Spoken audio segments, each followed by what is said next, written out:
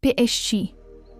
Maggio non fa rumore, ma dentro qualcosa si muove. Ti guardi intorno e tutto sembra al solito posto. Ma tu no, tu stai cambiando. C'è una parte di te che vuole restare nel sogno e un'altra che ha bisogno di radicarsi, respirare, sentirsi vera.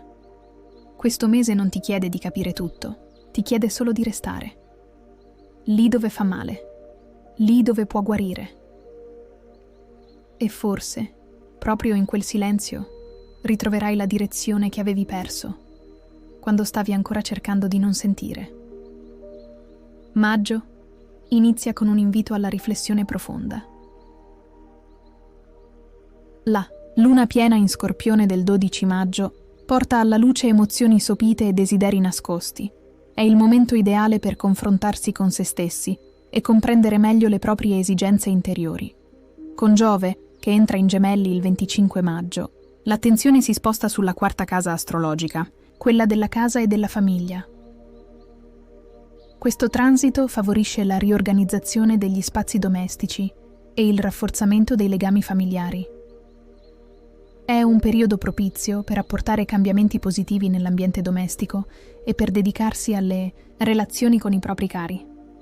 La presenza di Urano favorevole stimola la creatività e l'innovazione. È un buon momento per esplorare nuove idee e progetti, soprattutto quelli legati alla sfera personale e domestica.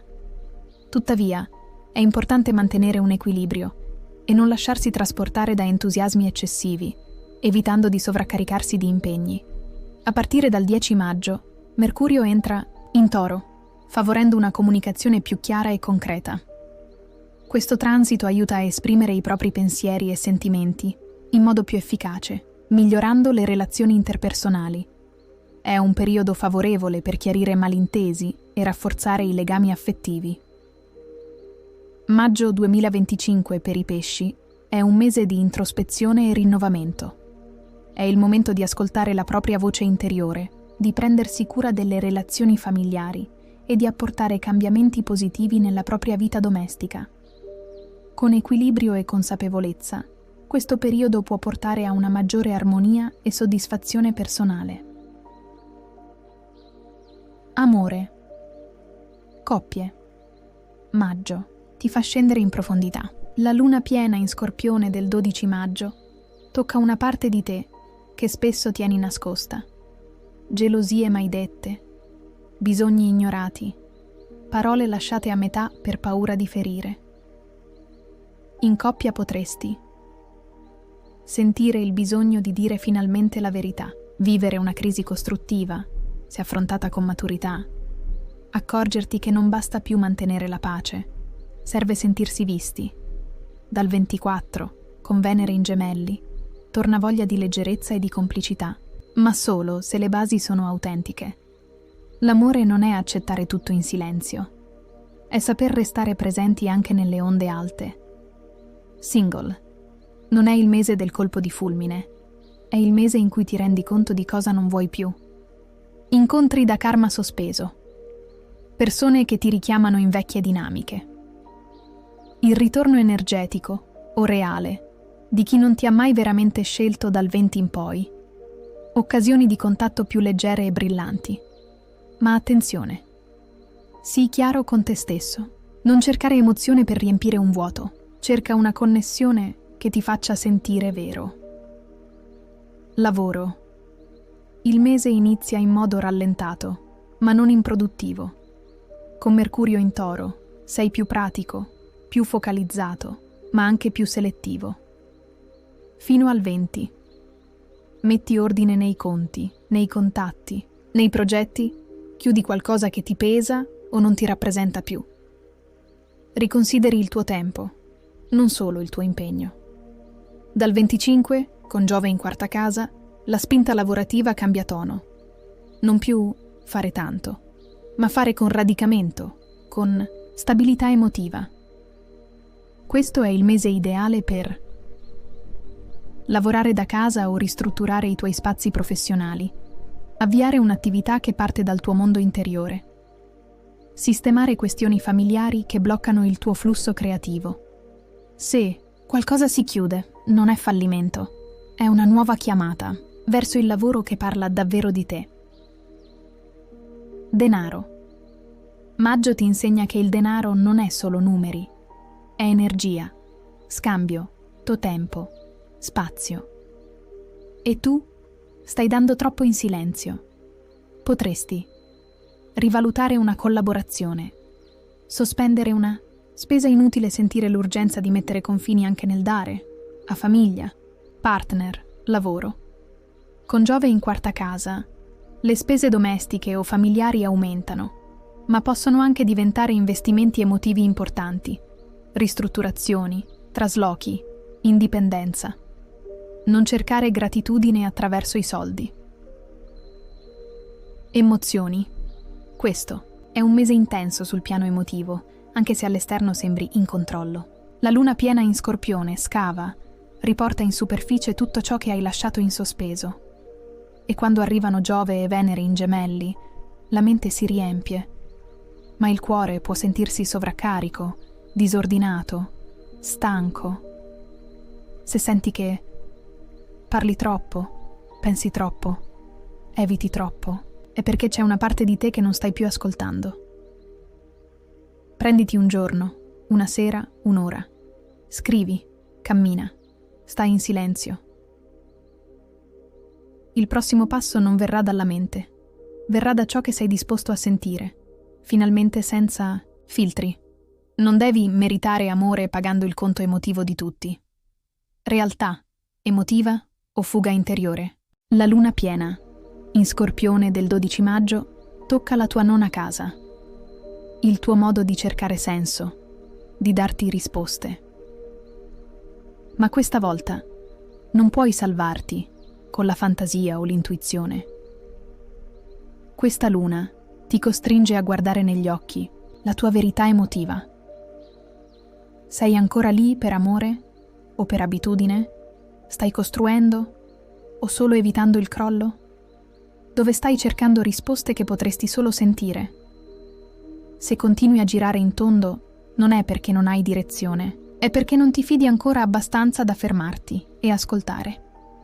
Sovraccarico interno, troppo da sentire, poco spazio per dire. Con Giove e Sole che entrano in Gemelli dal 20-25 maggio, l'energia si fa mentale, dispersiva, veloce.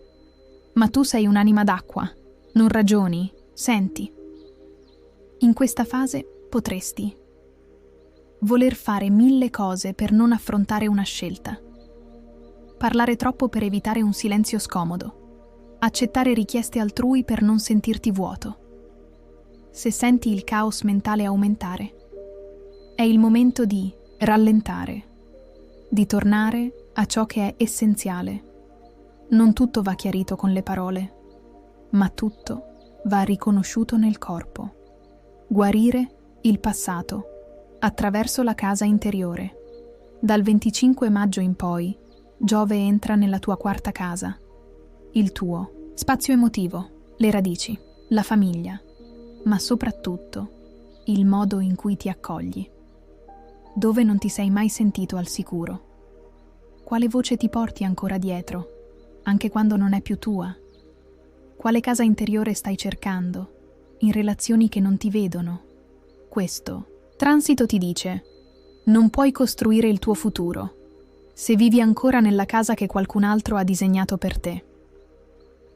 Il bisogno di più tempo per te.